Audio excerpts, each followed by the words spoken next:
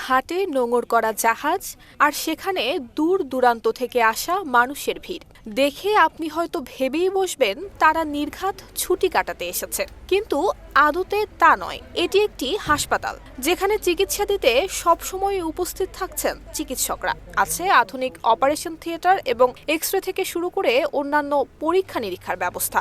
অবাক করা বিষয়, মাত্র 50 টাকা দিয়েই রোগীরা নিচ্ছেন চিকিৎসা। বাবা মাকে নিয়ে আসছিলাম, এখানে 50 টাকা করে টিকিট। পরিবেশ ভালো, ডাক্তারদের আচার ব্যবহারও ভালো, সব মিলে ভালো, ঠিক আছে।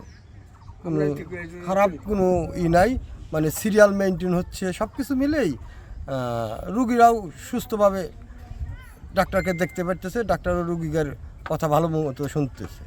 রাজবাড়ীর মিজানপুর ইউনিয়নের পদ্মা নদীতে 3 মাসেরও বেশি সময় ধরে নোঙর করে আছে ইম্প্যাক্ট ফাউন্ডেশনের জীবনতরী ভাসমান হাসপাতাল। স্বল্প খরচে উন্নত চিকিৎসা সেবা পেতে প্রতিদিন শতাধিক রোগী ছুটে আসছেন এই আশার নৌকায়। না, খরচ খুব বেশি না। এরা যে কয়েকটা 6-7টা চেক আপ দিছে, 400-500 টাকার মতো লাগছে। চোখে আমার দূর একটু কম দেখি, তাছাড়া এমনি আমি পেপার টেপার পড়া লেখা টাকার কোনো সমস্যা নেই, বুঝছেন। তা ওনারা বলে ছানি পড়তেছে, এই ডান চোখটা একটু বেশি সমস্যা। তো এইটা যদি ছানি পরীক্ষা নিরীক্ষা করে দেখেন, যদি অপারেশন করতে চান তাহলে আজকালের মধ্যেই করতে পারবেন। একনল হ্যান্ড ওয়াশ 100% প্যারাবেন ফ্রি, তাই নিরাপদ হাতের জন্য আস্থা রাখুন একনলে। 1999 সালে যাত্রা শুরু করা এই হাসপাতাল এরই মধ্যে 50টি জেলায় চিকিৎসা সেবা দিয়েছে।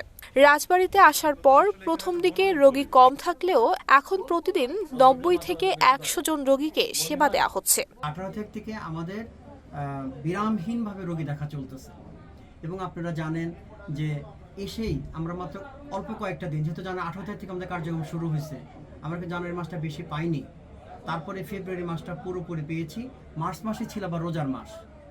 এত প্রতিবন্ধকতার পরেও মানুষ এখানকার মানুষে আমরা আস্থা অর্জন করতে পেরেছি, যেখানে প্রতিনিয়ত এখন আমাদের প্রতিদিন রোগীর সংখ্যা কিন্তু 100+ থাকতেছে।